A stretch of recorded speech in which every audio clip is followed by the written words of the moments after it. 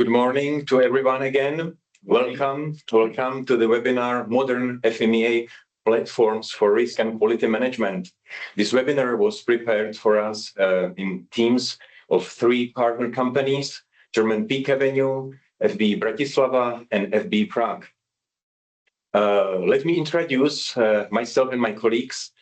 I'm David Smyk, Managing Director of FBE Prague. My colleague Daniel Laco, Managing Director of FBE Bratislava. Our guests from PeakAvenue, Marion Zivers and Andreas Dietz, and our FMEA consultants, Tomáš Marek, Peter Elbert, Robert Klačanský, Petr Peniška, Jano Štěňo, and Marek Norovský. For more than 20 years, we've been providing our services to our clients in the area of FMEA methodology implementation using APIS and Plato 1 softwares. We've been also leading workshops, FMEA workshops and trainings for internal FMEA moderators. Last year, we started a cooperation with PeakAvenue, the global leader in the area of excellent quality management. And through this partnership, we can provide even better services to our clients using the newest functionalities of APIS and Plato 1 softwares, which are now the part of PeakAvenue. And also, we can participate on building a new PeakAvenue platform, the product of the future. So very briefly, what you can expect from this seminar this morning. So firstly, Andreas will present the idea of PeakAvenue, which will bring great innovation to how we use FMEA and quality tools. And then later, he will continue specifically about the using APIS effectively. And Marion, she will go specifically to PeakAvenue platform tools and explain FMEA, PPAP, and other tools which are part of this platform. And finally, there will be opportunity for question and answers. So hopefully there will be discussion because we are here in a really very kind of the strong team of experts from Central Europe, I can say, in this area. So I would like Jan will now explain how you can participate in this seminar through asking questions. And I wish you very pleasant and fruitful seminar. So turn to Jan. Okay. So I will share my screen once again, and I will hopefully I'm sharing the Teams interface, because the tool that we will use for the questions is Slido. So in the upper region of the Teams interface, you should see this Slido icon. And if you click on the Slido icon, you will be able to post your question. So during the presentation, feel free to post your question. And there will be also the possibility for all the participants to put a like on the question. So if you see a question that is also of interest to you, you don't need to ask again, just post a like on the question and we will then answer the questions after the presentation. So thank you very much. And with this, I hand over the word to PeakAvenue. Thank you, Jan. So I would like to start with my presentation slides. I'm going to share my screen. And before I really start, just give me a second. Here we are. I would also like to introduce myself. My name is Andreas Dietz. You can call me Andy, and I'm the head of business development for EMEA here at PeakAvenue. Just a few words about us. Who are we? PeakAvenue. Oh, there is an echo. And now, okay, now it works. Who are we? PeakAvenue is a quite young company, but nevertheless has more than 40 years of experience in the field of quality management.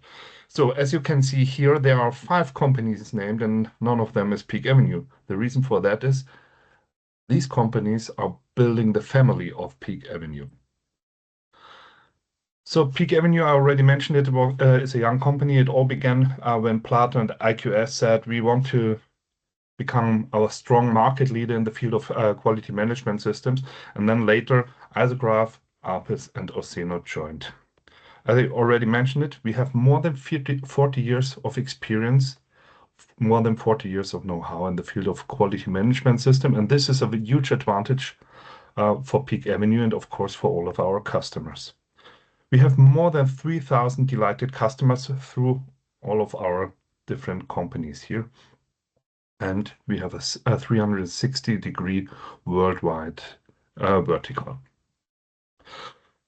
So just to give an idea of what we are capable of, for example, drawing integration, FMEA, tool information systems, and everything you see here are skills that we already have in the different systems. And the next thing I'm going to introduce in the next few minutes is about the plan, about the future of PeakAvenue and the future of EQMS systems.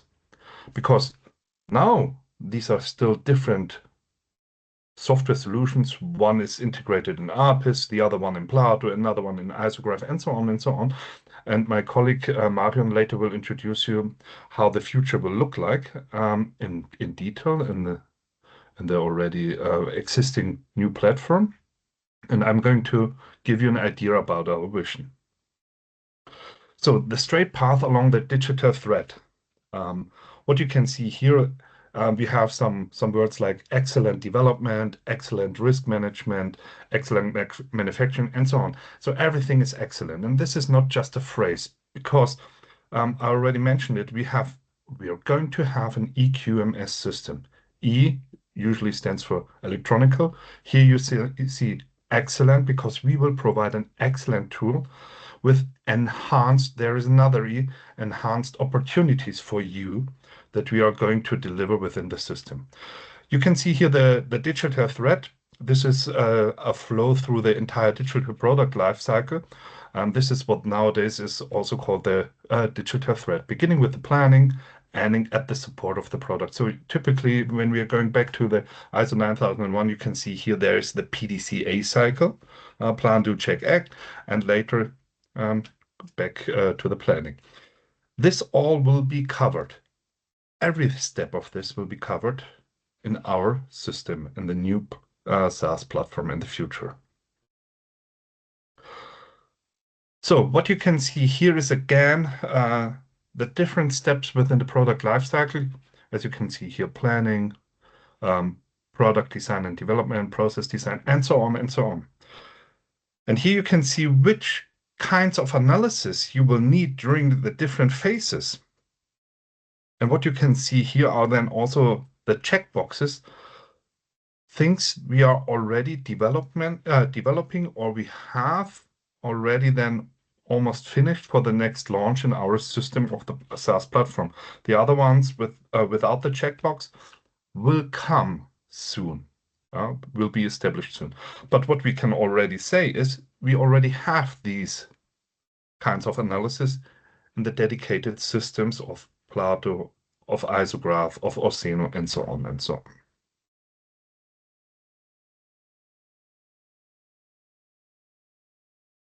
And this is what you can see here now. I already mentioned it. We already have the systems. And for example, when you start with the planning, then Oseno will be the right tool for you. It's a typical requirements management tool. Isograph has different software solutions, for example, reliability workbench, and so on. Plato and Apis, they share the same space here, but each of it is a, let's say, expertized company in the field of FMEA. And then we have IQS, which covers a huge part of this digital thread, as IQS provides the EQMS system. And all the different tools here, all the different companies now are PeakAvenue, a connected SaaS platform with artificial intelligence inside. So we're not just putting the different companies together, we are developing, we are evolving. So according to the latest standards of the technology and workflows and processes, this is going to be the new platform, even better than we already are. So heading for the future, this is just to give an idea. We have here like a landscape, like a map of a city. And what you can see here, for example, PeakAvenue documents a huge building here within the digital thread. By the way, this is a functionality of our platform that is already available. Then you see, for example, PeakAvenue, FMEA, PPEP, things we are going to hear something about today. As you can see, we have different modules, and then you can take your path through the map, through the streets for your digital thread. And at the end, this is the vision that we have. So important is not only that we have a vision for the EQMS system that we are going to provide. If we want to cover the whole digital thread, then we also have to provide you with interfaces. So what we have here is that we give you the interfaces to external systems, to customers, to suppliers, and even more important, at every stage of the digital thread. And it's not only that we provide you with these interfaces, you can also adjust these interfaces to your tools that you're going to connect to our SaaS platform at the end. The reason why we can do that is because it's an open platform. And that's why you do not have to hire some specialists or purchase some expertises or experienced developer from our company or any other specialized company. You could do it on your own in this case. I already mentioned it, open system for integration and extensibility. So functional extensions of the standard modules via plug-in technology. Integration of customer-specific adjustments in the user interface. Connection of third-party systems via a REST API. Yeah. So this is what I was already mentioning, standardized interfaces here.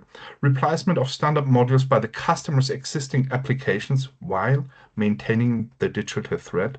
So for you, the change then will be quite easy. And integration of complex system landscapes of the customer. This is a promise that we give to you here, right, at the moment, and will hold that promise in the future. We have seen that picture just a few moments before, but it's not that I forgot that I already implemented it. The difference is now your straight path along the digital thread. So it's your choice which way you want to go, which module you want to have in your platform. You do not have to purchase the whole platform. You do not have to have everything, because some things maybe are not relevant for you. And this is the opportunity for you. You can, on a modular basis, build your SaaS platform, and also with a modular number of users for that module or for another module. Yeah, for example, for the FMEA, you maybe need less users than compared to the FMEA to the PeakAvenue documents. That's it for the moment, and I would like to hand over to my colleague Marion. Marion, maybe you also want to introduce yourself, and yeah, I'm looking forward. Thank you very much. Yeah, right. Let me introduce myself. My name is Marion Sievers. So once again, you have to unmute, Marek. Okay. So sorry, I heard that I was muted, so I will start again. Let me introduce myself. My name is Marion Sievers. I started at Plato about 8 years ago, and at the beginning I conducted training sessions for our customers. After that, I was in a team that was responsible for the specification of customers' features.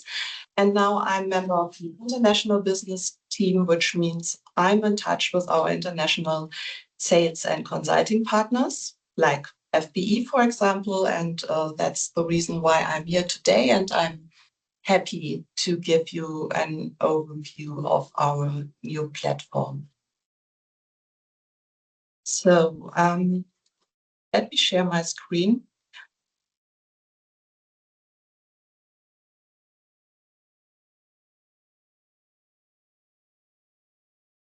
So I will start with the presentation, but after that we will also switch into the platform and I will show you some features in a live demonstration.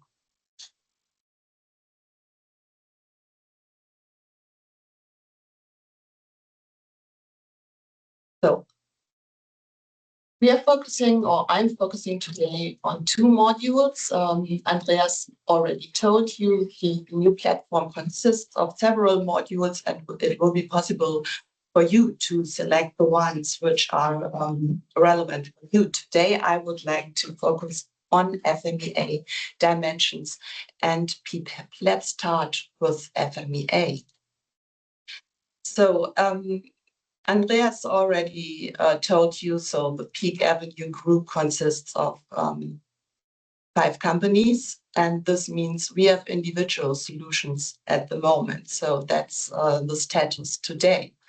But within the next 4 to 5 years, the plan is to migrate the customers of our legacy tools to the new platform. So in 2026, most probably in the second quarter, the FMEA module and also the PPAP module will be released, which means within the next few years, the functional range of the PeakAvenue platform will grow. And in 2030, that's our plan, all legacy tools will be replaced by the new platform. At the same time, this means that we migrate our customers from the legacy tools to the new platform. So a few words about the FBE module. It will be, of course, fully integrated into the PeakAvenue platform, which is provided on a cloud basis. It supports a multi-user concept and has an intuitive user interface. The solution enables compliance with AIA-GVDA and IATF 16949 standards, and the intelligent and variant concept ensures that complex and diverse products and processes can be easily separated into different variants. That is something we will focus on in this presentation and which will I show later in the live demonstration. Okay, first of all, let's have a look at the user interface. So the user interface is browser-based, which means you have the possibility to work in multiple windows and multiple tabs. It has a multi-user capability, which means multiple users can work on the same items at the same time. It has a multi-language user interface, which means it is possible to select the language of your interface via your browser settings. And it is, of course, possible to edit your contents in multiple languages, which means it allows you to translate your items, which is also possible by artificial intelligence. I will show it later. It is touch device ready, and it has consistent layout and usability across the entire PeakAvenue platform, which means there is a breadcrumb navigation. You can see it here at the top, which shows you where you are, where in the platform you are at the moment. You can use shortcuts. An overview of these shortcuts is visible, of course, within the software tool.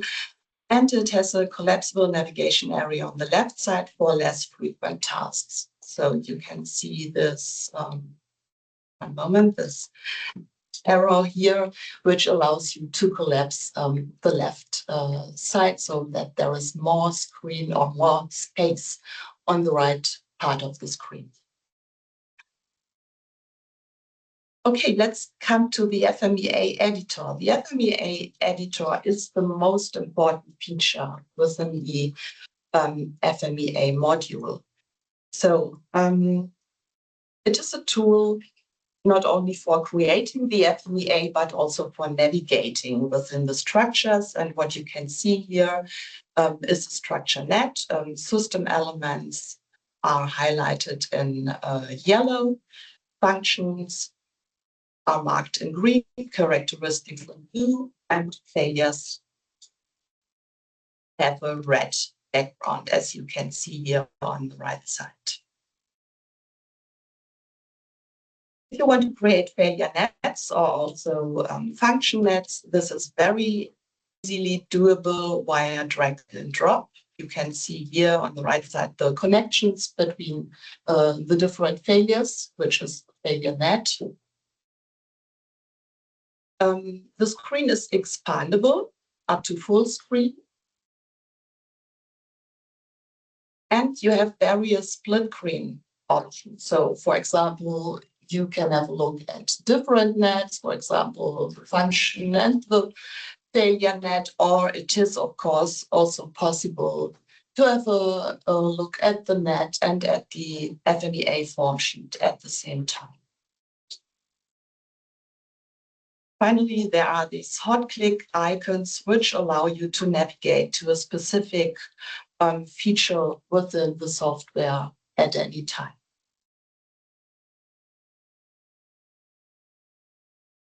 Let's focus on the form sheet, so on the risk analysis part of the form sheet. First of all, I would like to mention the cumulative handling of actions. I think this is something which APIS customers already know. It means that you will always see the initial actions. If they become invalid later, this is shown here. You have a complete history of your actions. But as I said, I think APIS customers know this already. The benefit is that you have complete transparency. Evaluation schemes are defined by assigned rating catalogs.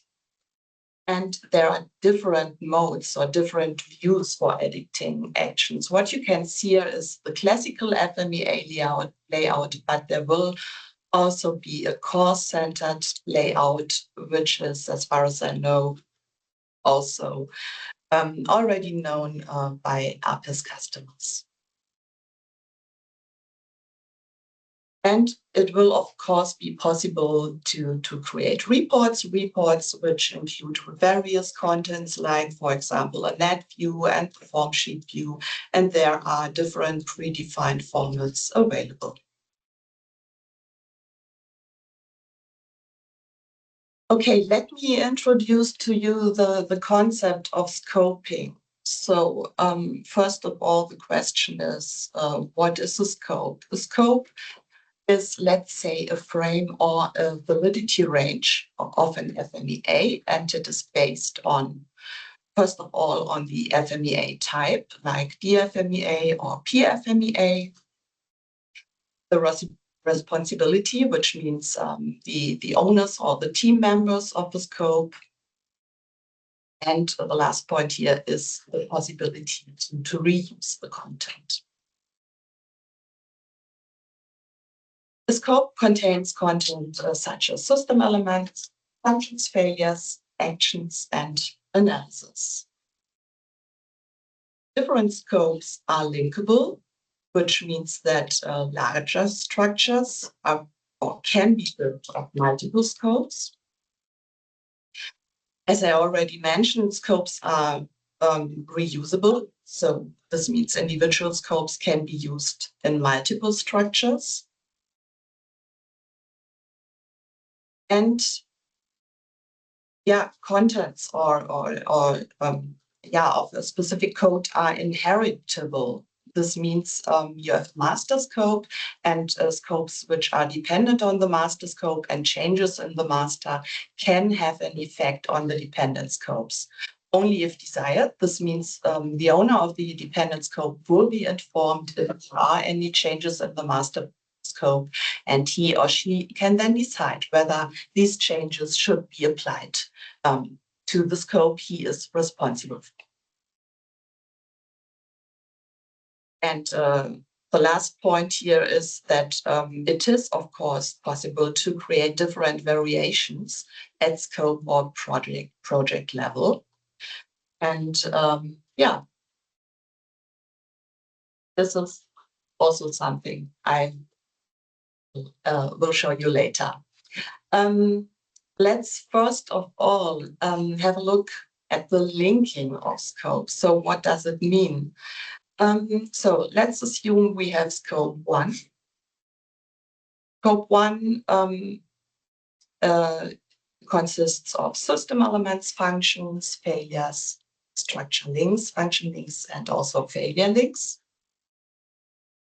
And there is also scope 2. So in this case here, it seems they are identical, but that's not true. So of course, this can be completely different scopes.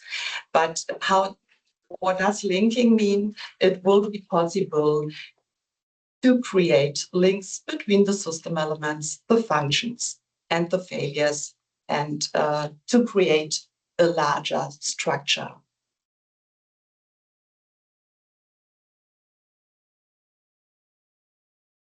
Let's focus on the building of larger structures by linking scope, or let me give you an example how this could work.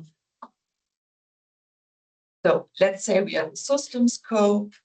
The system scope consists of several sub-assembly scopes, and at the same time of 2 component scopes. So this is the next level then. At the same time, the sub-assembly scope can also consist of several sub-assembly scopes or of different component scopes. At the lowest level, there are, again, different component scopes. So this is just an example of how a larger structure could look like.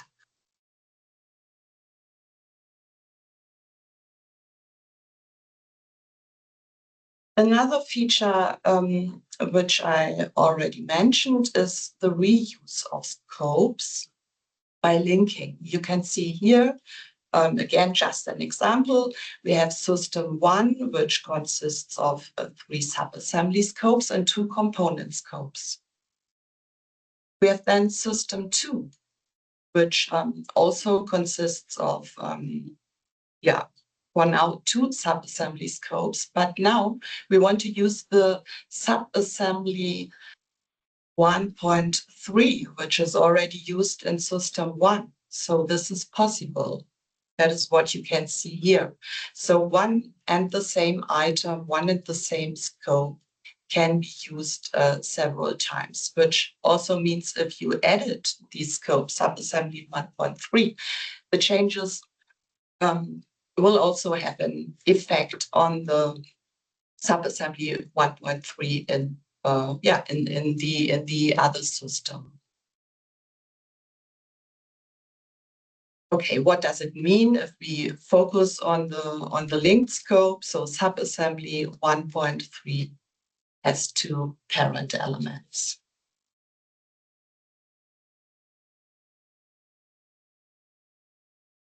Okay, let's have a look at the inheriting feature.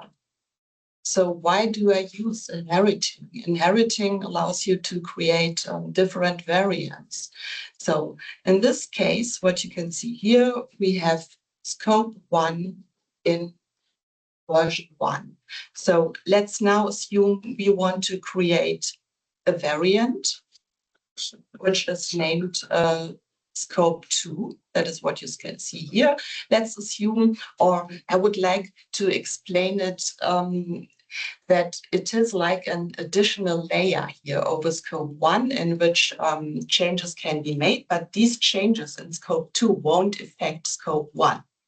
So, and I will show you right now how this works.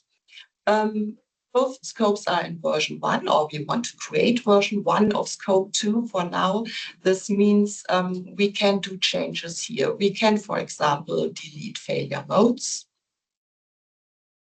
And we can add additional items like system elements, functions, or failures, and create the connections between these items accordingly.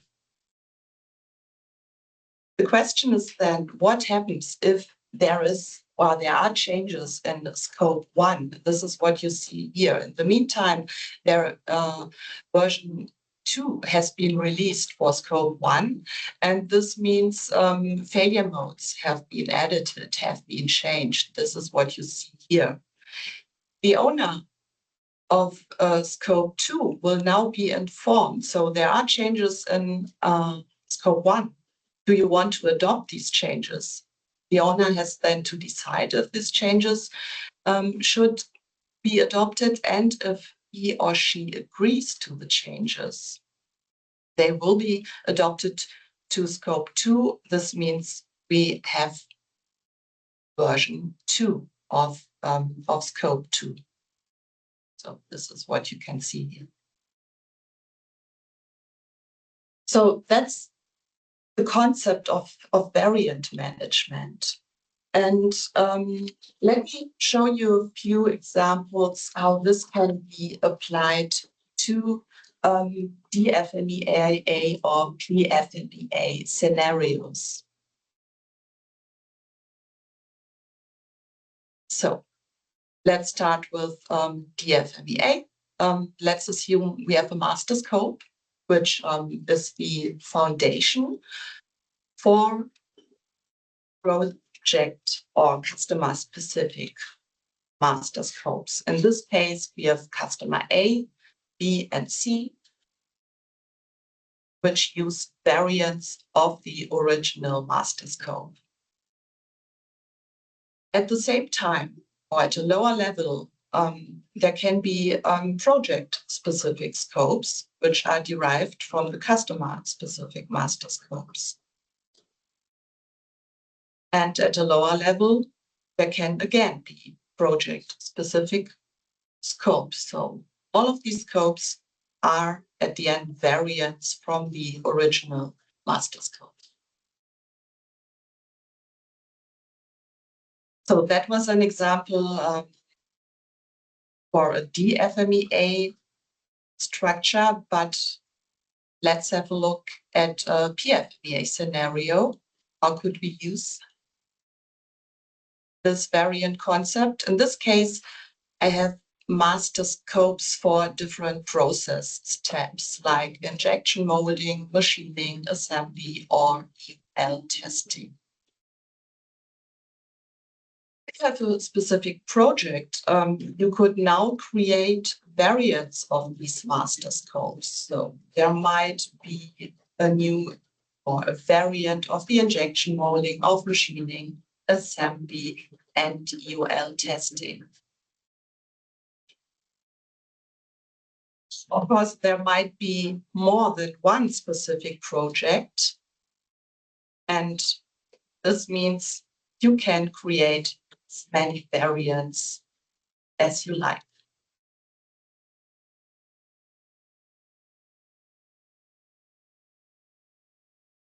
So let's go to the live demonstration, which means I will now close the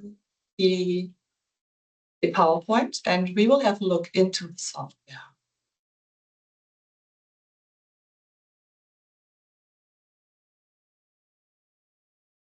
So let's see. Yeah, this is already the PeakAvenue software interface. You can see here at the top where we are.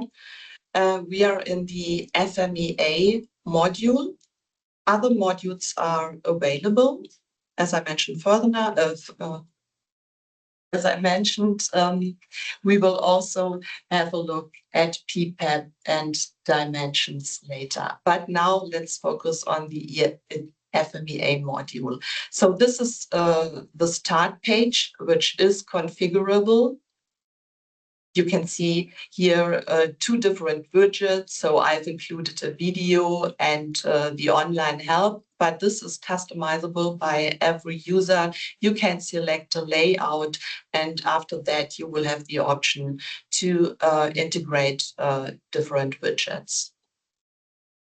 But let's now go directly to the FMEA editor. And on the left side, you can see there is an icon where you can enter your scopes. So, and I would go directly to this folder. And what you can see here, I have different scopes already created. I have a height adjustable desk, but there are already different variants. I have a height adjustable desk medium. I have a height adjustable desk with a wide table frame. I have height adjustable desk small, and so on and so on. And you see there are further scopes. I have a tabletop small, tabletop medium. I have also scopes for the table frame.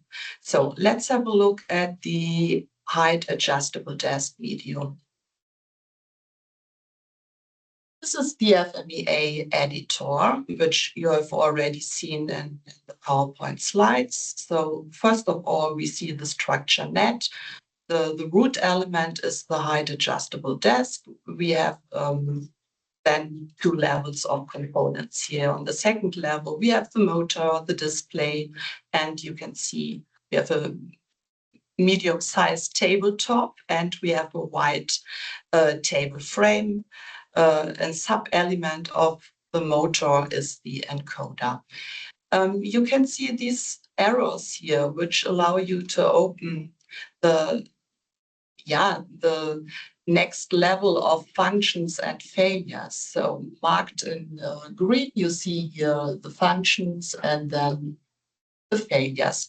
The same is, of course, true for all the other elements here. And you can then see these icons here, which allow you to open, in this case, the failure net. Or in this case, if you click on this green icon here, you can open the function net. It is, of course, as I mentioned earlier, possible to have a look at the FBA, so the form sheet view here at the bottom. And it is very easy to create further elements here. So this is maybe something I should show right now. So let's go to this icon here. Then you can click on New, and it is then always possible to create further system, further system elements, functions, or characteristics. So let's do it. Maybe let's create another system element on this level, just say another component. That would be possible. The same then, or as I said, functions.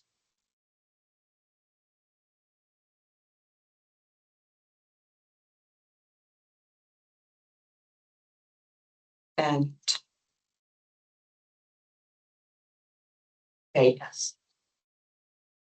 So as I said earlier, linking between functions and failures to create the nets is very easy. Just drag and drop from one item to the other, and then you have created the connection between these functions or between the failures. That is what you can see here. What is also very, I think comfortable for you, and this is something I will show later, it is possible to adopt characteristics from drawings that have been uploaded earlier. And that is what you can see here in the display. I have this icon here, which allows me to have a view at the drawing. And you can see here, in this case, we have only 2 characteristics. But as I said, these can be, I'm sorry, I would like to open this view here. This can be taken over from the drawing here into the FMEA. So for any reason, it's now at the moment not possible to open the characteristics here, but let me show you how this would work. If I click on New, I can click this icon here, and I can now see the characteristics, which I can simply select. In this case, I have done it already, I think. Click on select in this case, and okay, no, I haven't done it before, and they are now here visible within the FMEA form sheet editor. So you can see I can change the focus. I'm now here focusing on the display level. I could, of course, easily go back to the height adjustable desk and to different levels. And as I mentioned before, these are scopes which have simply been linked here, the tabletop medium and the table frame white. I have created them individually and then integrated them here into the view to create this variant.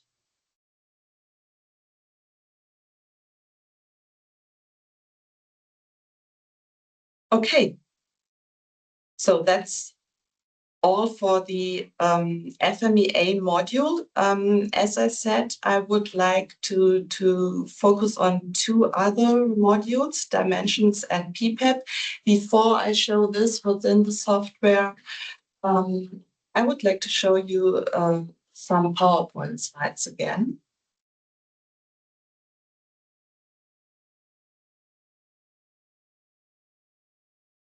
This was the live demonstration.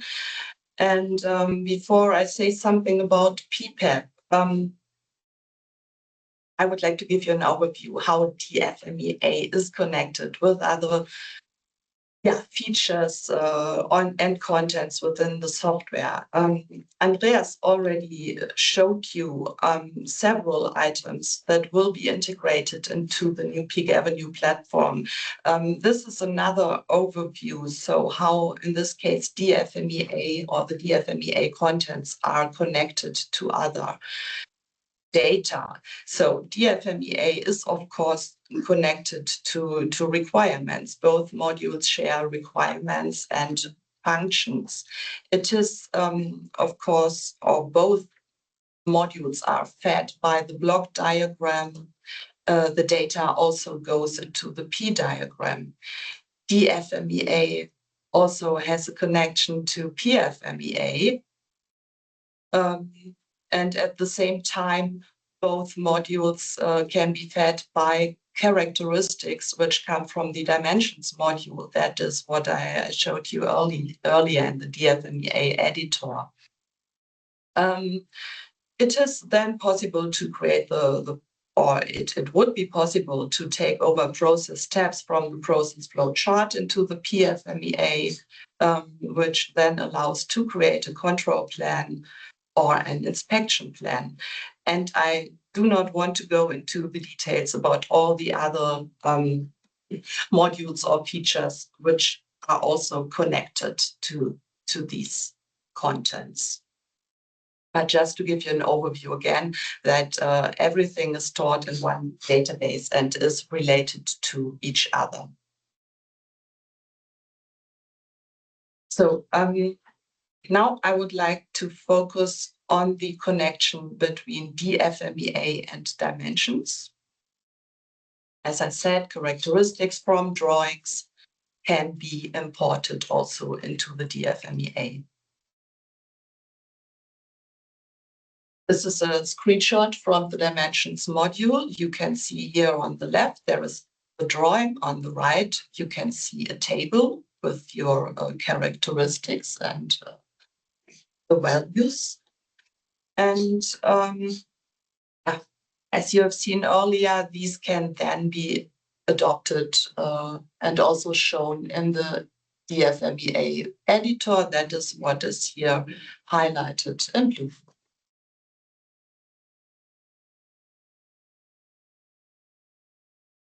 This is also something I've shown you in the presentation. It is, of course, also possible to have both the net and the drawing here visible due to the split screen function.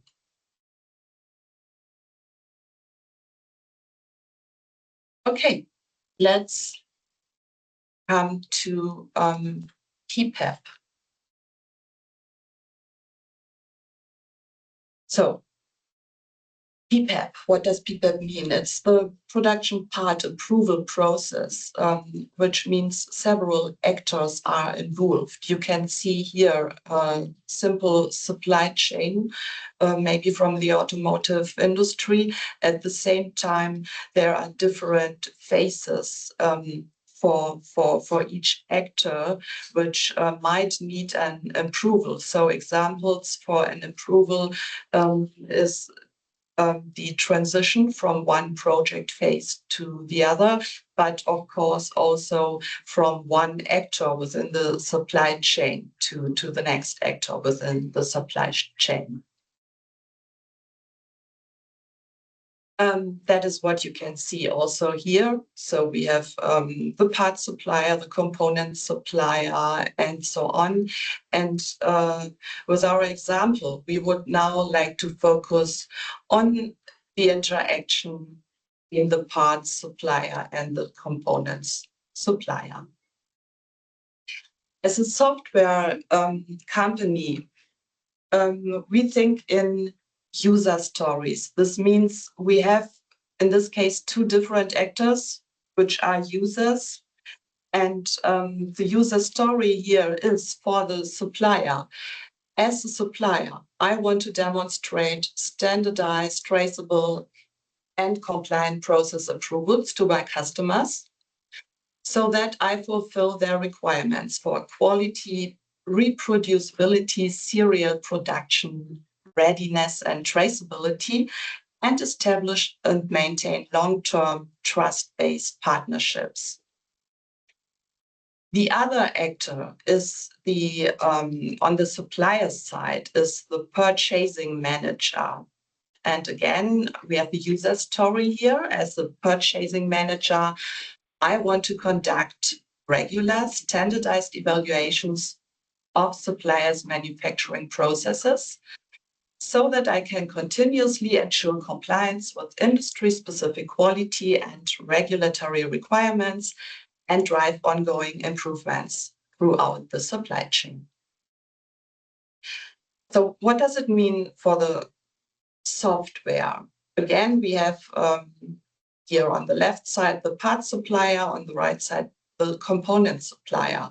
There must be a workflow defined. So on the parts supplier side, there are the tasks to create and edit and to verify.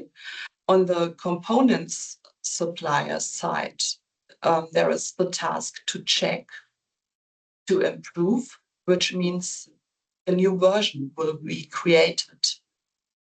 Again, this needs to be edited and verified on the parts supplier side.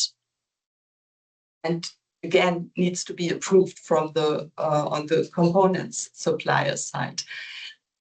At the end, they both agree on a version, so a version will be approved. Older versions will be archived, but the newest or the latest version will then be distributed and delivered.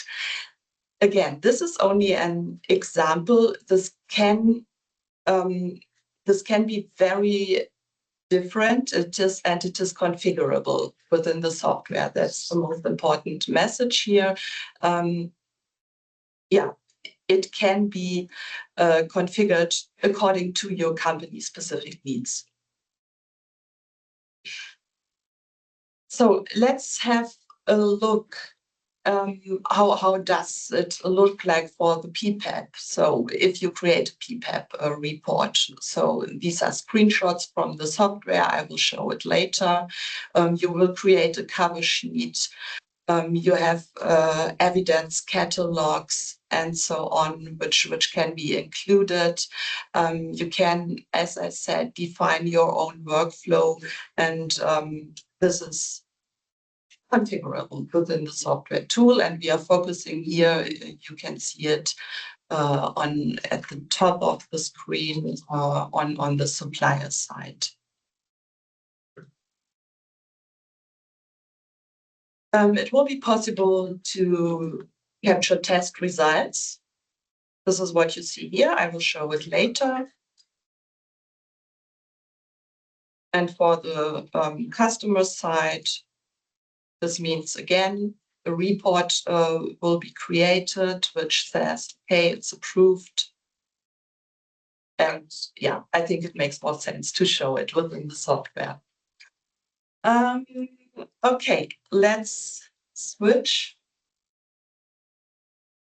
As I said, let's go to a different module. But before I go to PPAP, let's go to dimensions, because I already mentioned several times, it's so easy to upload a drawing and import the characteristics with files which have been exported from a CAD system. Let me now show you how that works.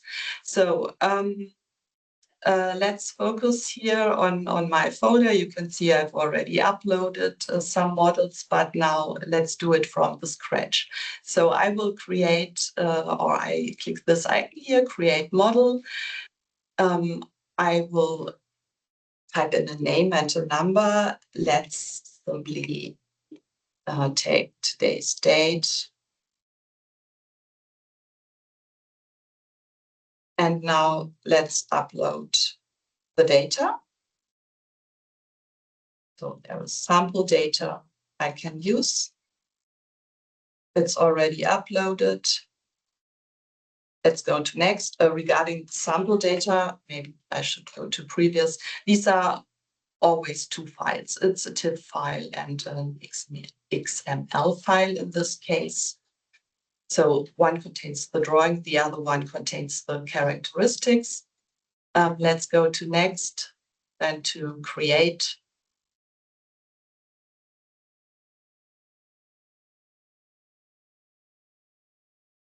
And this is the drawing. And now the question is, how can I import the characteristics? How can I see the characteristics? Let's go to edit here, then add view. And you can now see you have the possibility to create different views. This can be done by selecting here different areas within the drawing. And as soon as I do this, you can see here on the right side, the characteristics have been uploaded. It's also possible to navigate here within the characteristics.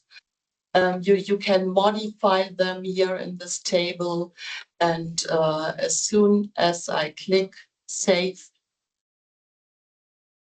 so that is what I wanted to show. It's possible to navigate. So if I select a specific row here in the table, it is highlighted here in the drawing.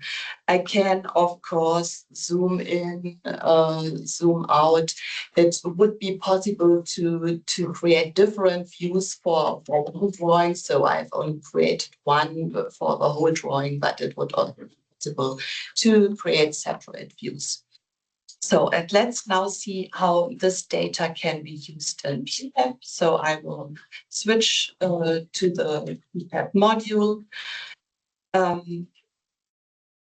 And let's open the same example here. So this is how to create a report. So you can see here on the left the different areas of this report. Or the different chapters. This is the cover sheet which needs to be filled out. On the right, you see which areas already have been filled out. As long as the pen icon is available, there is further input needed. But let's go through the different chapters. So with the next step here, you decide which procedure should be used. In this case, it is a VDA to Safe Edition report. Again, there is a lot to fill out here, but considering the time, we should go to the other chapters. You can here define your different evidence catalogs. But the next two chapters, I think, are interesting. The inspections by the organization and by the customer. Let's have a look. You can see now here the characteristics which have been imported from the drawing. You can click on such a characteristic. You can see the drawing here again.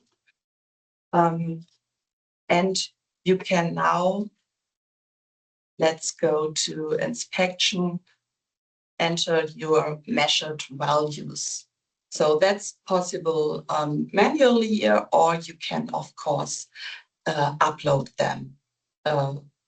So you can upload a test protocol. That would be possible. Let's go back. Let's skip the inspection by customer. Let's go directly to the summary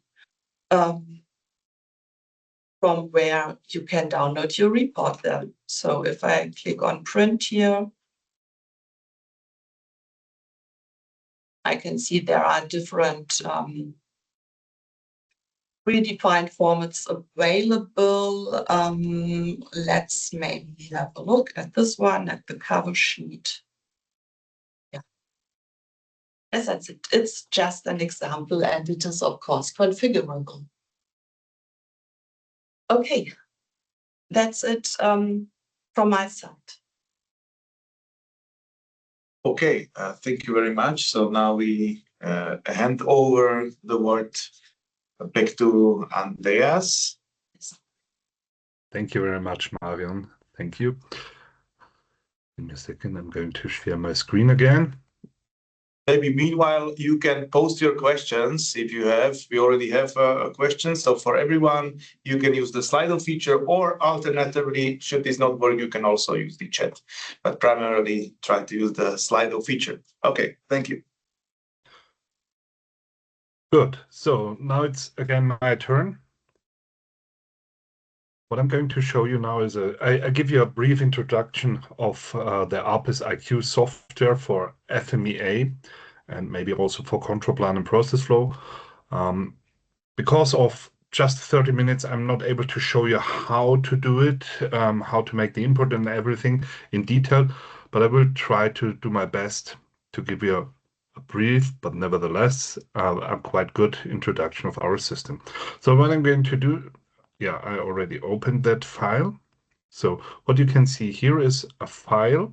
The ARPIS IQ software is not a SaaS system. It's not a web-based system. It's a file-based system.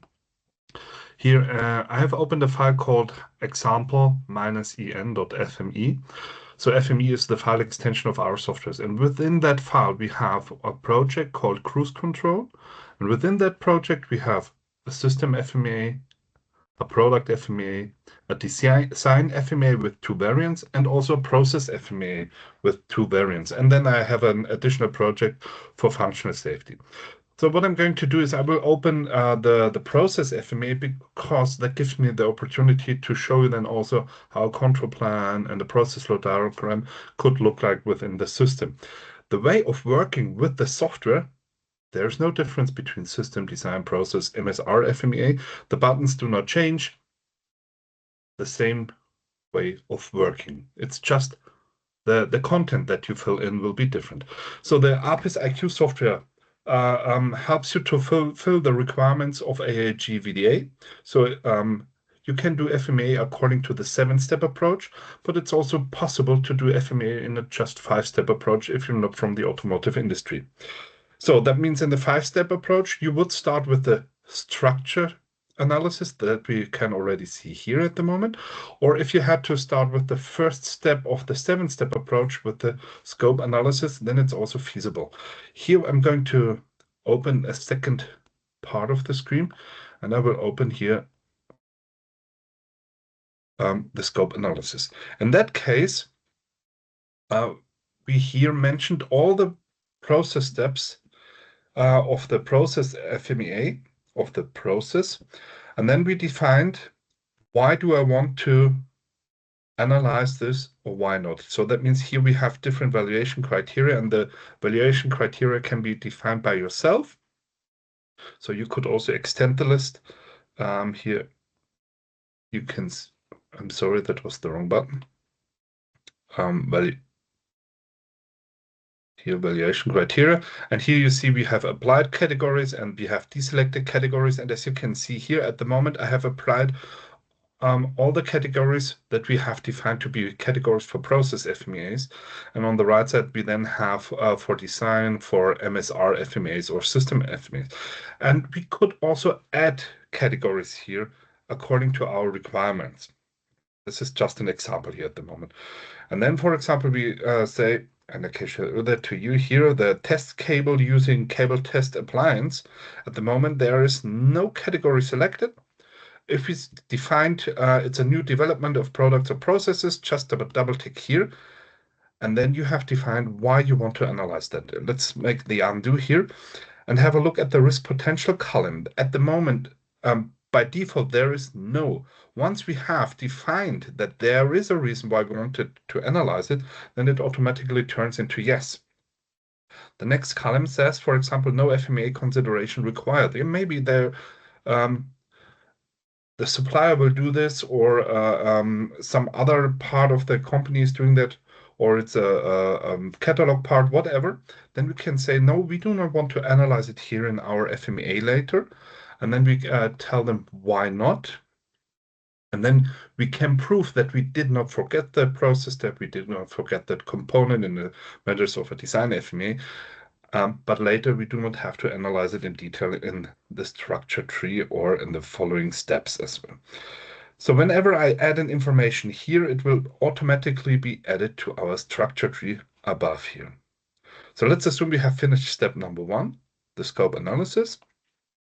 Then we could hand over to the structure analysis, like we can see here. I'm going to deactivate some display options to make it easier for the moment. Just give me a second, please.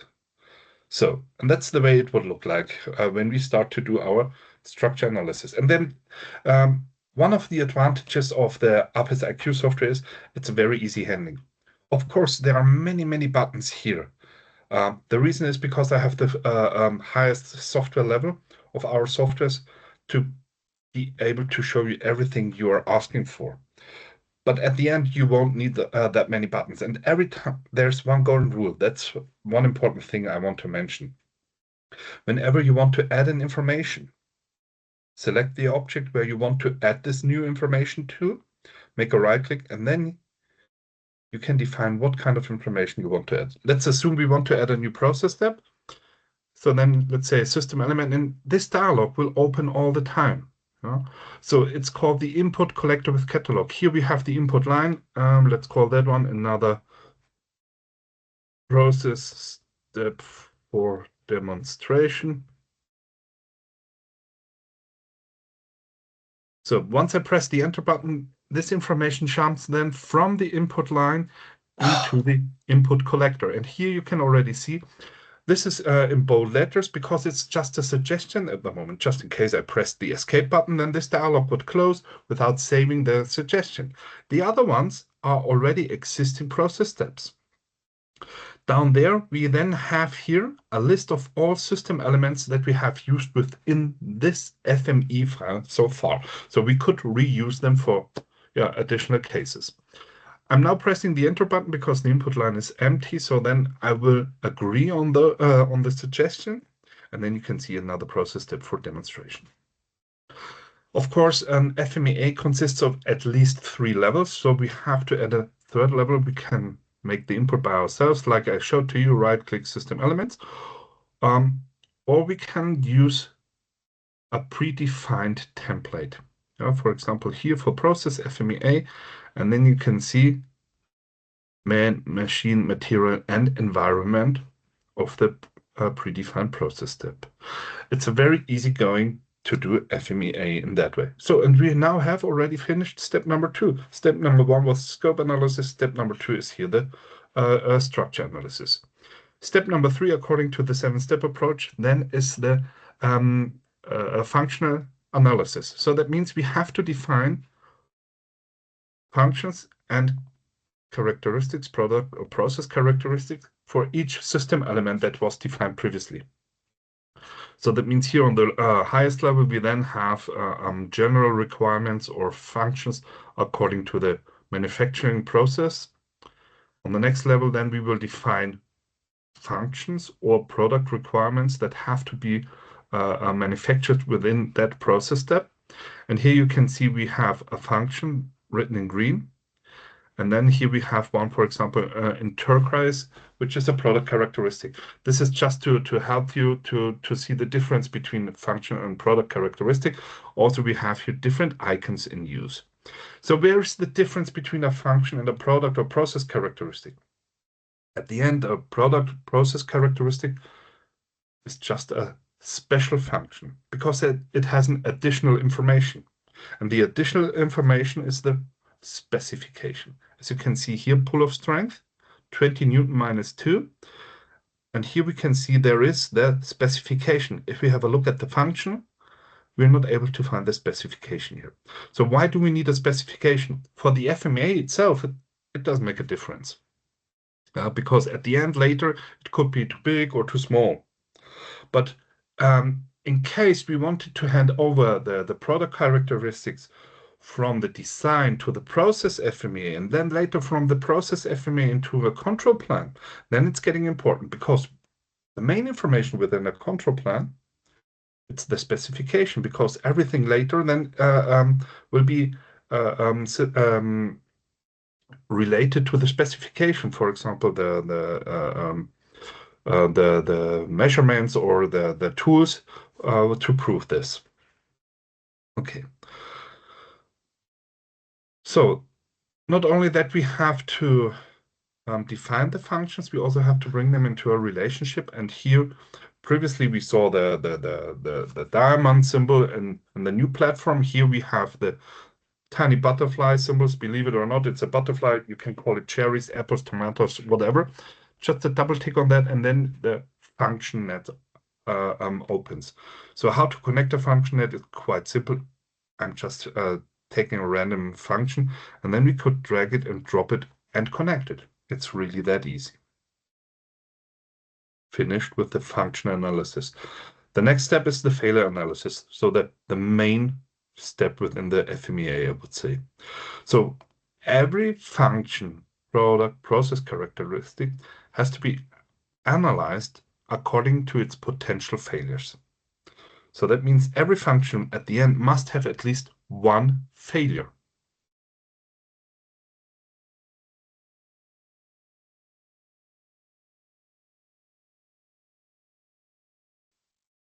Oh, okay. Can you hear me now again? It seems that we have had a short interruption. Yes, yes. Can you still hear me? Maybe you I could can. give me some feedback. Yes, we Yes, can hear you you. can. Am I online again? Back again? Yes. But type into the chat. Yes, you are. Okay, I hope so. Let's continue. So here, for example, we have the isolation damaged near soldering area or plug damaged near soldering area. So two potential failures for this function that we defined previously. And again, we have to define our failure nets. So we need at the end failure effects, failure modes, failure causes. And again, double tick on this icon here, the butterfly icon, and the failure.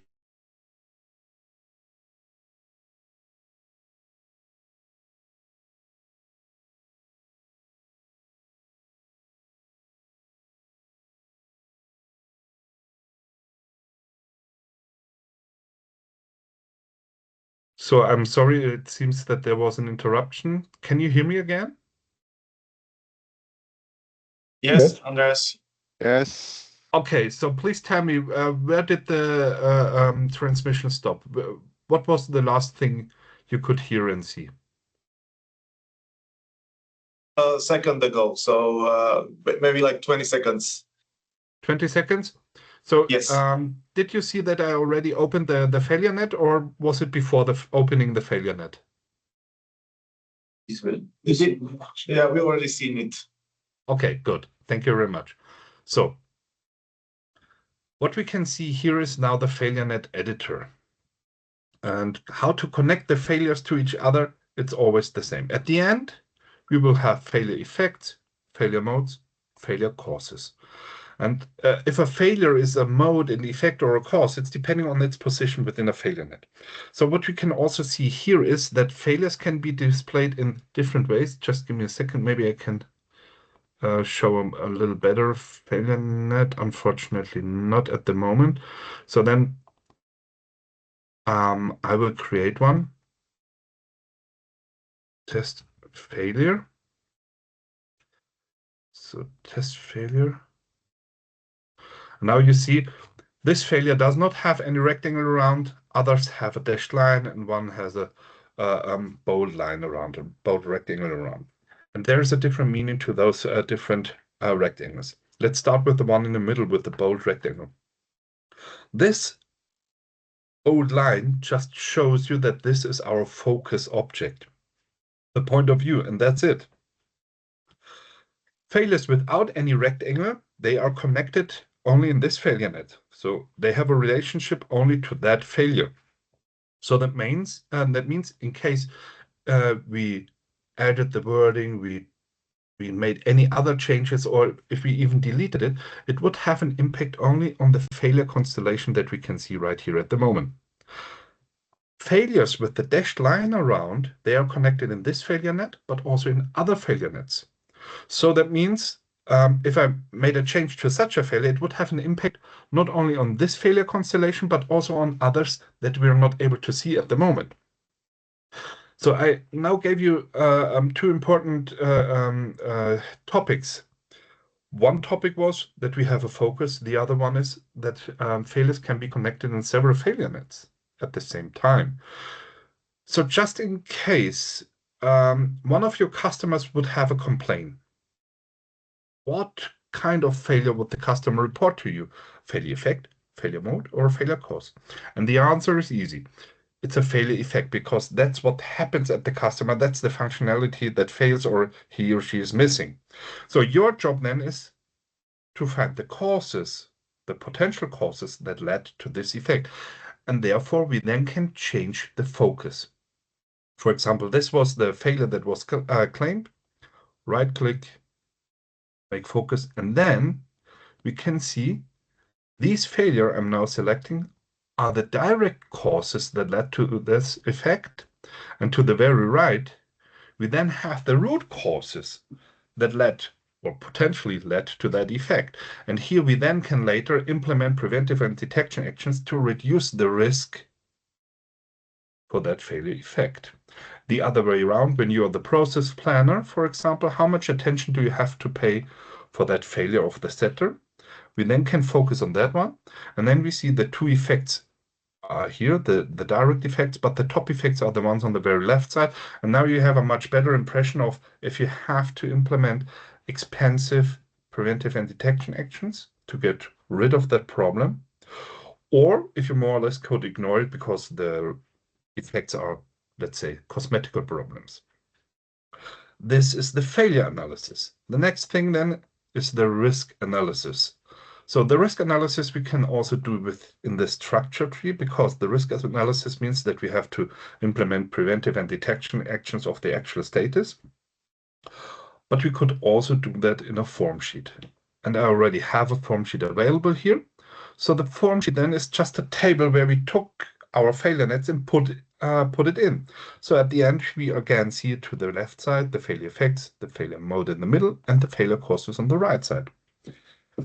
So here we then can add preventive and detection actions, but that's not everything. As you can see here, we have the FMEA forms editor opened for the VDA 2019. So AAG VDA forms layout, the small one. APIS provides many more formats, layouts here. As you can see, the older one, we have QS9000, AAG, and so on. Also some customer-driven projects layouts that are available for everybody. So in case you prefer to work with the QS9000 layout, no problem. Just select that one. And then you have the same information available, just in a different layout. Let's go back, view layout, and then we can go back to that one. Right? This is not that you have to create the content again and again and again. Just switch the layout. It's the same information, just in different positions within such a table. So we type in the preventive and detection actions, and then we do the rating for DO, and of course also for the severity. The ratings will then be based, where do we have it, severity, based on some rating catalogs, as you can see here. And we already have some rating catalogs predefined here. As you can see here, these are some predefined ones, but you could also create your own catalogs and implement them here. Import, export, everything is possible according to your needs. Based on that, we then can have our action priority, or in case when you're not from the automotive industry, we can also still show the RPN. Forget about the RPN for the moment. Let's focus on the action priority, because here we have the high, and this then, for example, is based on the action priority catalog. And here you then can see, for example, if you have a 9, a 5, and here, for example, a 2, then it's still a high action priority, only for example. Let's assume we have finished this now for the action analysis. Then the step number 6 would be the next one, the optimization. So every AP that was high or medium must or should be improved. So then we implemented new actions for the prevention and for the detection with new ratings. And then we need also a responsible person. So we have then a list of people. And here, Mr. Boneski, in this case, is responsible for both actions. And the deadline was the 2nd of April 2021. Here, the status is completed. When we have a look here at this status, and as at this R&D for responsible and deadline column, then we can see Mrs. Here is responsible, but it's all in red. And the reason for that is the deadline was in the past, but the status is not completed. It's in progress. So just to prove that, once we switch here to completed,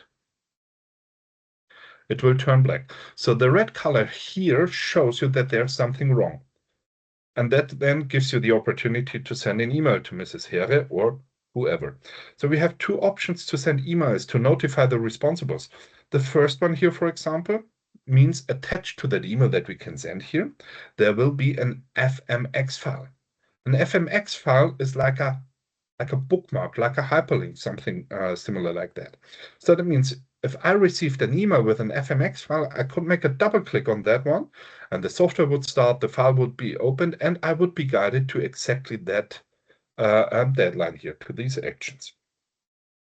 In case I'm not aware of the responsible person has access to the software, to the file, we nevertheless can send emails. And here you can see HTML. So that means here we can send an email to all the responsibles of that form sheet at once. And then every recipient here will get an HTML document of that form sheet, but not of the whole form sheet. It will be reduced to only each responsibility. So that means I would get only my actions, because I'm not interested in the duties that anyone else had to do. Attached to that email with the HTML document, we can also add an ICAL file, so an ICS file. Double click on the ICS file, and you will have an entry in your Outlook calendar for each deadline then.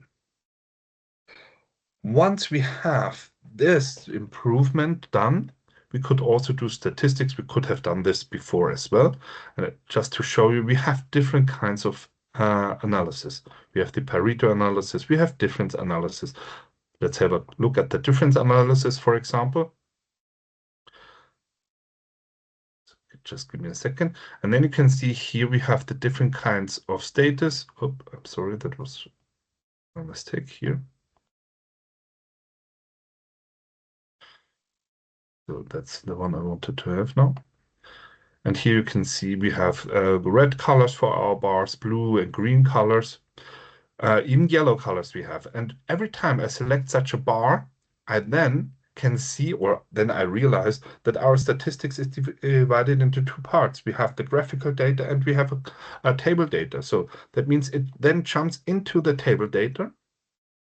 And this seems to be the perfect place for the improvement, for the optimization. But unfortunately, now, no matter how hard I strike my keyboard, I can't edit the data. So this is just a report. But nevertheless, you see down there, I still have opened my form sheet. And I now could synchronize into the low workspace into my form sheet. And within the form sheet, we then can, of course, do our adjustments. Yeah, so then this is what we can see here, and it will highlight the dedicated information. To the very right of our statistics, we then see here the legend, which color stands for which phase of my improvement process, maybe. So step number 7 means we have to do a documentation. A documentation of what? We have different stakeholders. So a documentation for my customer, no problem. Let's open the form sheet again. And then we could say just forms and reports. And here we could then create the typical FMEA cover sheet, which we then could send to our customer in the form of a PDF document. The next stakeholder could be my management. So here we have then editors, and we have the just from administration. We have to go management report. There it is. So it means here we could get KPIs, for example, about the quality of my FMEA. I could create a new one, for example, create a new report with the current date, of course, and then you see it's almost empty. So what we can do is we can implement statistics, we can implement quality rules, different kinds of analysis. The quality rules was the thing we have seen here before in the other one. So that means we have different rules. And then, for example, we have system and process elements without characteristics, only for example. Then we can see how many of those objects we have and how many, in this case, are without characteristics. And then, of course, in the last column, then we see the percentage. So this is then to give you an idea of the quality of your analysis that you have done. The third one is for my colleagues, the third group of stakeholders. So that means colleagues who do not have access to the software, for example, for those, we could export everything to PDF, to HTML, or whatever. Therefore, we then have, for example, the web publisher. What I did not show to you so far was the control plan, the process flow, and we have many, many more kinds of analysis. I just wanted to show you here, for example, we have here several process steps, and those we can bring into a process flow diagram, complete process, just to give an idea how it could look like. Of course, we had here have some header data here available as well. Some formalism. I don't want to introduce that to you for the moment, but just to show you, here we have the graphical part, for example, and then here we have the table part, including product and process characteristics if available. So that means every worker in the shop floor knows, oh, for example, I'm here at step number 4.3. This is solder cable strands on plug pins. So these are the product characteristics I have to create. And here it's described how to create them with the process characteristics, if available, of course. Yeah. Another thing then is the control plan, for example. Here we also have a control plan available. And also we have here some header data. Here we have to take care because we have to define if the control plan is for the prototype, pre-launch, production, or for the safe launch. And here we then have the characteristics, product or process characteristics with its specification. So what I'm going to select the information that you get only because you did the FMEA. So you see half of the table will be filled out automatically only because we did the FMEA. The rest, for example, inspection equipment responsible and so on. Here, error proofing if necessary, we also have. Is then related to the specification and has to be filled out here now. Sample size, frequency, control method, reaction plan. These are then all in information that we have to fill out here. The clue is that the control plan, the process flow diagram, the process FMEA, and also some cases the design FMEA is linked to each other. For example, if I would change the specification for the type of cable, and let's change it into, for example, into ABC, then immediately it will be changed in the FMEA as well. If we changed it then in the FMEA, here, for example, the specification, if we changed it now into XYZ, then we can see it would be changed in the control plan, the process flow as well. So that means you do not have to take care of 3 different tools. It's all combined within one tool. And I hope that I did not tell you too much in a short time frame. Whenever you're interested, please feel free to contact us. What my colleagues showed to you is the vision for the future and the things we already have, the things that will be launched soon or are already launched. What I showed to you now is one of our legacy products with a huge variety of functionalities to fulfill the actual requirements of FMEA and risk management in general. So I've come to an end, and I would like to hand back. Or if there are any questions, then we could also answer the questions already. Okay, Andreas, thank you very much for the presentation. I know it was challenging in such a challenging amount of time, but it was very, very interesting. So we already have some questions in the chat, also in Slido. So once again, for all the attendees, so I see another question. Once again, for all the attendees, you can use Slido feature, you can use chat, or even if you raise your hand, you can post a question also via audio. So we now have 30 minutes, approximately 30 minutes for the Q&A. Okay, so I already have some, I see some questions. Okay, this is a particular questions regarding document translation. So are there plans to implement AI-assisted support for document translation in the future? So yes, because many times people need to have the FMEA or other documents in various languages. I know that ABIS supports multi-language support. I have to admit myself, I always export it to Excel, and then someone can translate for me, and then I can re-import it again. So are there any plans to maybe use like this AI in the future to make it easier, these translations, also in the PeakAvenue platform? So what before I would like to hand over to my colleague Marion, because she's the specialist then for our new platform, I would like to introduce you to this functionality already implemented in IQ software. So it's not IA maybe in the way you were expecting it, but what we have here are interfaces to DeepL, to Microsoft Translate, to Reverso.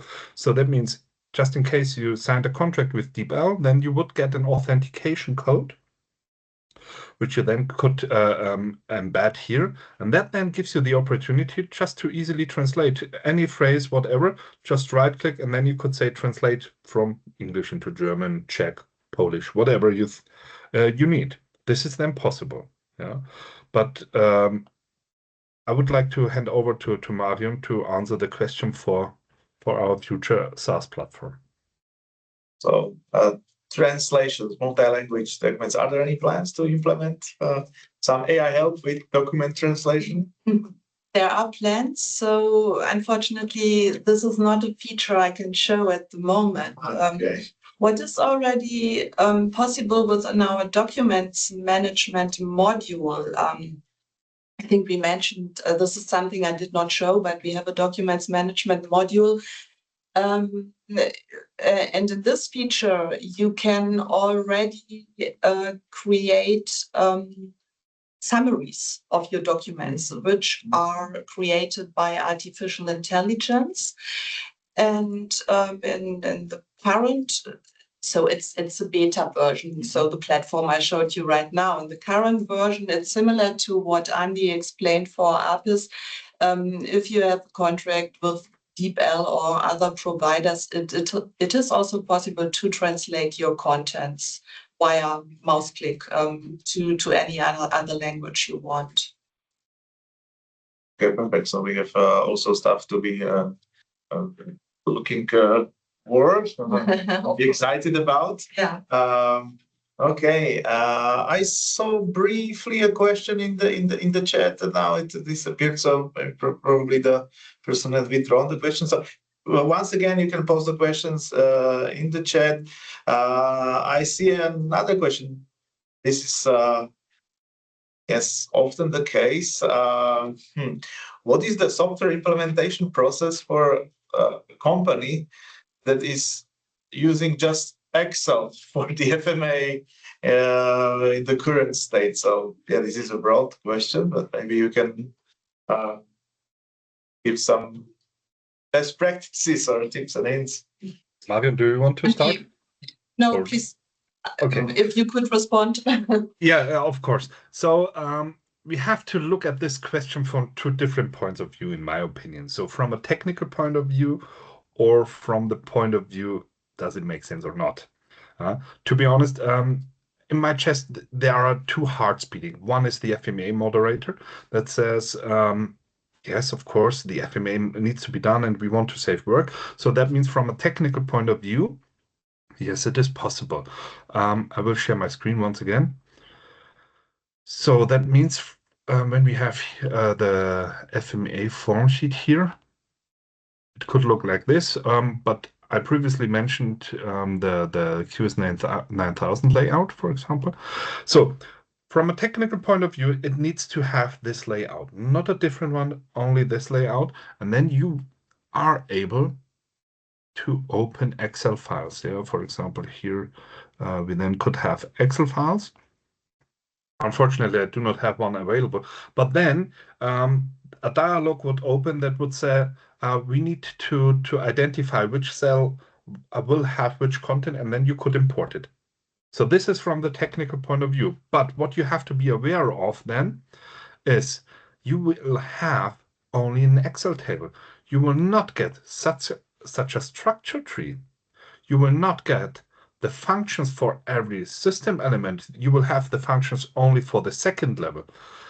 You will have only easy, simple failure nets with no cross connection or something like this, because in an Excel table, there is always a one-to-one relationship, but not a N-to-M relationship feasible. And this means for you, there is a lot of rework you have to do. And the second thing, I mentioned it from a logical point of view. Does it make sense to import it? I would rather say no, it does not make sense, because quite often in an Excel table, you have methodological mistakes. For example, if you have a failure effect, let's change to the other view and then it's easier. If you have a failure effect like this one here, for example, and you have that 20, 30, 40 times, 35 times you will have the same S rating, but at least 2 times you will have a different rating. If you imported something like this, you would import the mistake as well. But once you have the FMA in such a software like APIS or Plato 1, you would assume that the software supports you in the methodological steps, and you would not be able to do such mistakes. But unfortunately, when you import it, you can import those mistakes as well, because of the reason I mentioned before. There are only one-to-one relationships of the failures, and the software will not identify this is exactly the same failure like we have, let's say, 300 rows below. That's why my advice would be keep the Excel FMEAs in Excel, but when you want to start with a system like APIS or Plato, then you can use the Excel like a template to have a look at it, how you have done it, but start it in the software again, because that saves time compared to importing it. That's an honest answer to be, yeah. Thank you for the honest answer. It's also my experience. Okay, we have questions flowing in. So there is one question from our participant. How is the linking of failure links and severity between D and P FMEA realized in the PeakAvenue FMEA tool? So this is the question for the PeakAvenue FMEA tool. Yeah, how does the linking work of failures and severity between D and P FMEA? It will be inherited to the lower level. So the top severity will be inherited to the lower levels through these failure connection links. Okay. So let's take a look at other questions. So this one was answered already. Okay, so this is a specific questions for APIS. Technical one. Is there a possibility to import your own special characteristic sign into the palette? No. The answer is quick. No, it's not. But you can get in touch with our support hotline, and they will then tell you which format we need, and then we can import it for you. Yeah. So if you have a maintenance contract, we will import it for you for free. If you don't have a maintenance contract, then we have to charge you some amount of money. But nevertheless, it could be done quite quickly. Okay, thank you. So that was clarified. Okay, this one was answered. Okay, another one for the future. Questions for the PeakAvenue platform and systems regarding the SPC module. I saw it in the presentation. It was there that without the check mark yet. So is it existing already? What is the concept and how is this integrated into the whole system, or what are the plans to integrate SPC into the system? So, well, it is not implemented yet, but it is, of course, on the roadmap. To be honest, I cannot provide any further details about that, but we will, of course, inform customers or interested parties as soon as there is more information available. Okay, thank you very, very much. Let's take a quick look. Okay, this one was answered. Now we have another question. I think this is also for both of you, and there's also kind of a broader question. So from your experience, what should we watch most closely to make FMEA and quality management tool implementation through this software to successful? So what are the success factors of successful implementation of the legacy tools or the future PeakAvenue? But for any practical tips or lessons learned from real company problem solving. I don't know who wants to start. Maybe I can start from the legacy point of view, products point of view. This is a question which is almost impossible to answer because there are so many variables you have to take care of. You have to consider because which system are you using as a QMS system, which is your FMEA, and so on and so on.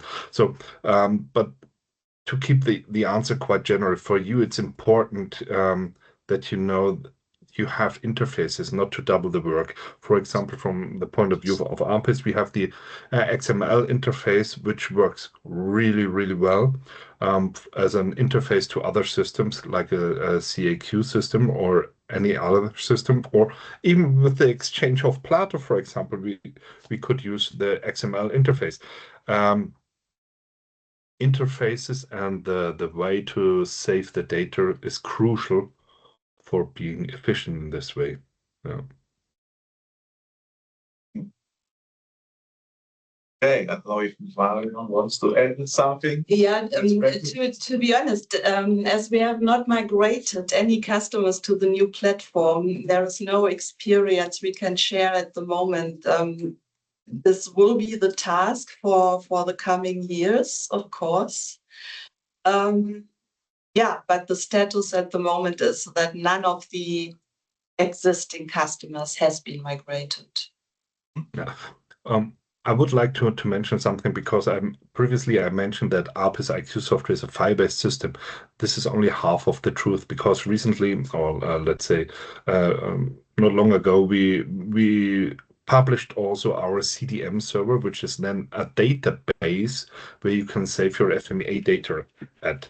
And I think for the migration, it will then be necessary, probably mandatory, to have the data in a database, not in a file-based system, because then gives you the opportunity then to migrate data from one database into the cloud database at the end again.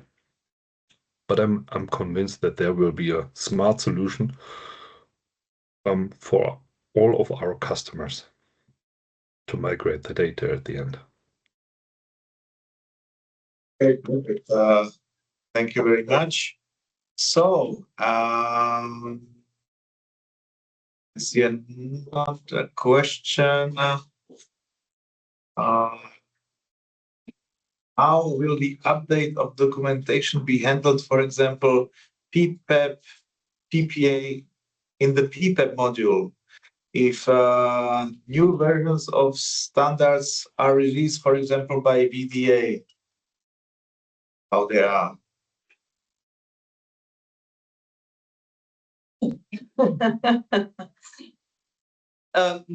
This is something I will probably have to discuss with the product management team.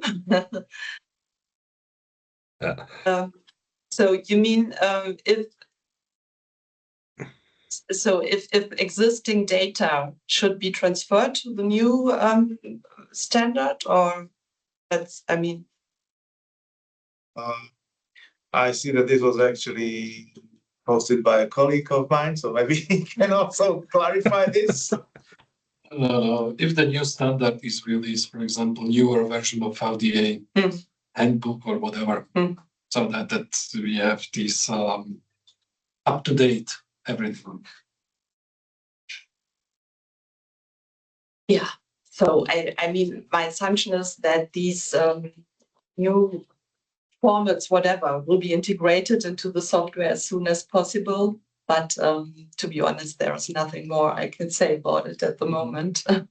Yeah. So in general, you can say this is one of the huge advantages of a SaaS model, because you don't have to take care of the updates as soon as those are familiar to us, as soon as PeakAvenue knows about the official status of such format, let's say the FMEA format, form sheet layout or whatever. Yeah, we will implement this, and then it's available to every one of our customers. Okay, it's answered. Thank you very much. Yeah. We also have here in the audience some just experience from update to new standards. As far as I know from the last experience, it was done quite quickly. So people usually find faster update of the software than realization that there is new standard edited from the standardization organization. So that's not a big problem. Yeah. Okay. Yeah. Sorry, please. Yes. Also, if you have here questions from the audience, feel free to ask. Let me just check if we have new questions. in the chat. This one was answered already. So I think so far all the questions answered. Daniel? Maybe looking at the list of the participants, also this call, I see that because we are working with many of you who are on the call, so we know that some of you are very kind of, I would say, sophisticated in using FMEA, but still you are in Excel kind of technology.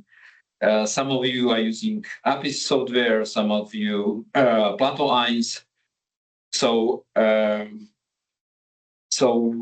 basically, what would be kind of, and I'm coming back maybe to the previous question, what would be your recommendation? How to consider what would be the added value for these, like, let's say, 3 groups of people who are here on the call to consider, and Andreas and Marion, what is your experience? And I like very much, Andreas, your kind of attitude that you can see it from the perspective of FMEA facilitator, and you can see it from the perspective of the software kind of specialist or knowing how to use it. So what would you recommend to this maybe 3 different groups of people who are now on the call, and how to gain much from this seminar and maybe from the next steps we would like to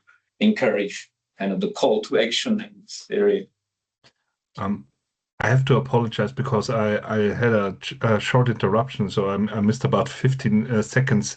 Could you please repeat a little bit? Okay. For me? So basically, we were looking at the list of the participants of this call, and there are companies who are using Excel for the implementation of FMEA. Some companies are already using API software. Some companies are, Plato 1 software.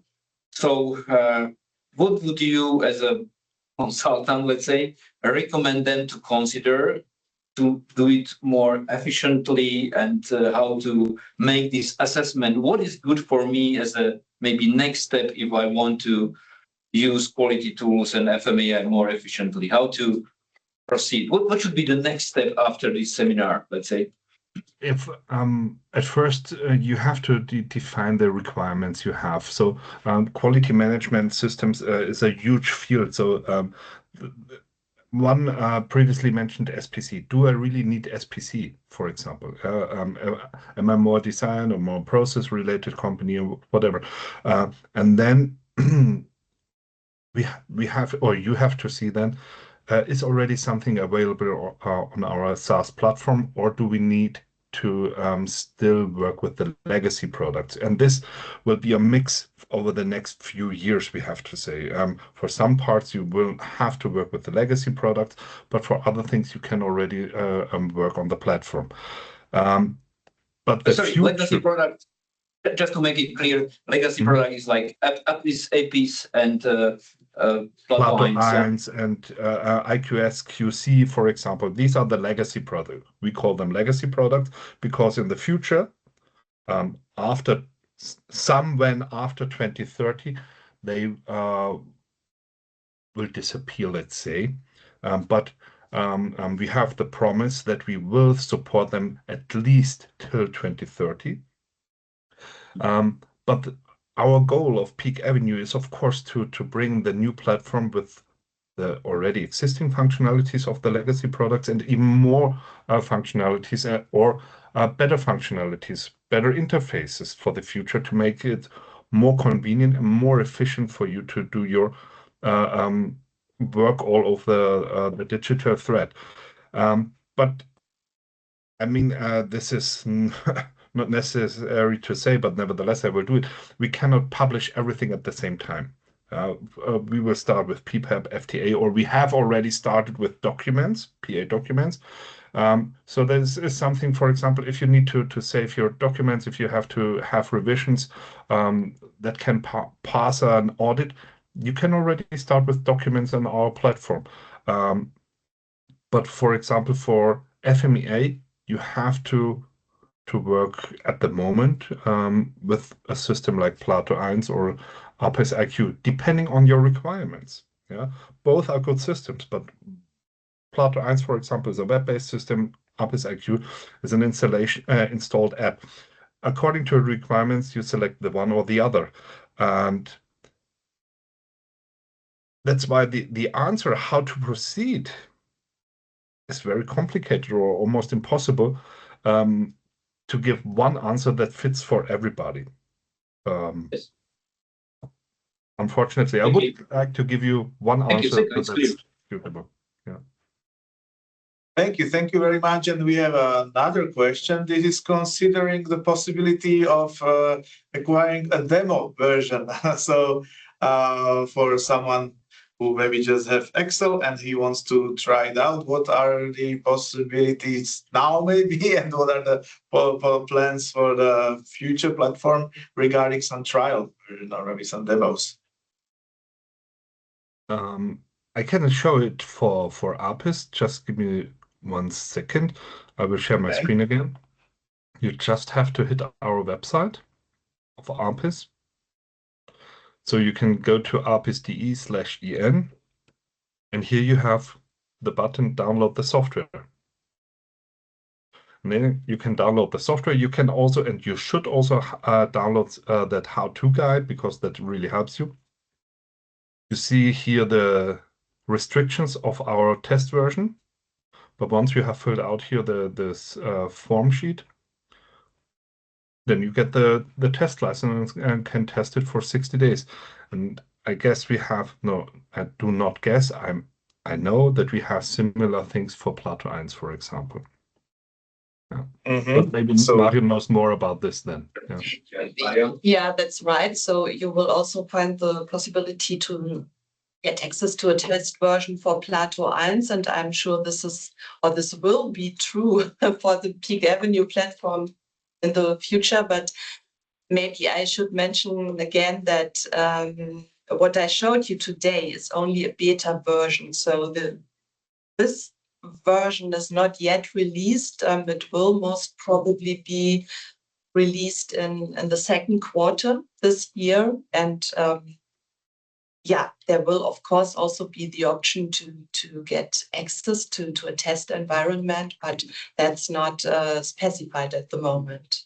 Well, maybe I can ask further. I know that with the EINS there is some possibility to have like a FMEA something account.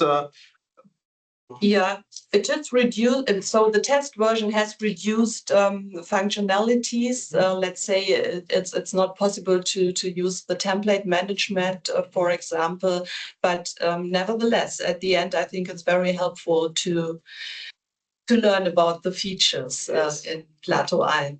Okay, perfect. So another question, I think it's an interesting and important one. So I will read it. So it is said, if I understood correctly, APIs will no longer exist from 2030 onwards. Would it be possible to transfer the FMEA files to the new platform? So what I have to say is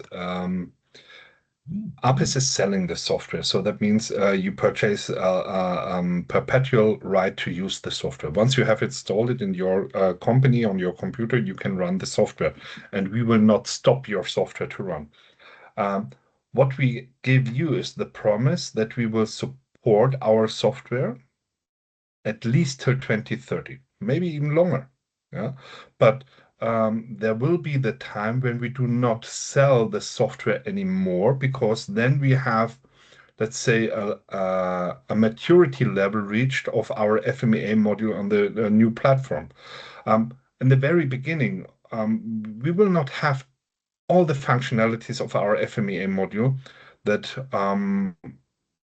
experts in FMEA will or require. So that means in the very beginning, then we still will sell the legacy products because we have a higher range of functionalities. But over the time, we're not going to sell it then anymore. But that will not mean that the installation you already have will stop working. And of course, we will give you the opportunity to migrate data from legacy products, from Plato 1, from APIS IQ, from Isograph, whatever, into the new platform. How it will look like at the moment, I have no idea, to be honest. This hasn't been established so far, as we do not have the FMEA module so far. So this isn't then something we can talk about after a few months, maybe. Okay, perfect. Thank you very much. I guess it will be much easier to import FBE than to import some Excel with methodological failures. So I think this is a good answer. And I'm looking at the clock, and you depleted our time. And I see that all the questions that we had were answered. So for closing words, I would like to ask Daniel once again to go to the big camera. So yes, it's great to be in this team of absolute expert in FMEA and in quality tools. And so I would like to just thank to all of the participants of this seminar. It was great pleasure to be connected with you, and special thanks to Marion and to Andreas that you can join us, and thank you very much also for your great support. And so I would, express my wish that we will stay in contact also with you who are now on the call. And if you have any question for us, please feel free to address it. And we hope that with such a strong team and with a very strong support of our partners and friends from PeakAvenue, we will be able to help you in what you will need in the next period. So thank you very much again. We will try to send you the also kind of information from the seminar link to the record, and so you can hear, or maybe even invite your colleagues to see it again with you, and looking forward to continue. Thank you very much again, and have a nice day. Bye-bye. Thank you very much, everyone. Thank you. Bye-bye. Thank you. Bye. Bye. Bye. Bye. Bye. Thank you. Bye. Bye-bye.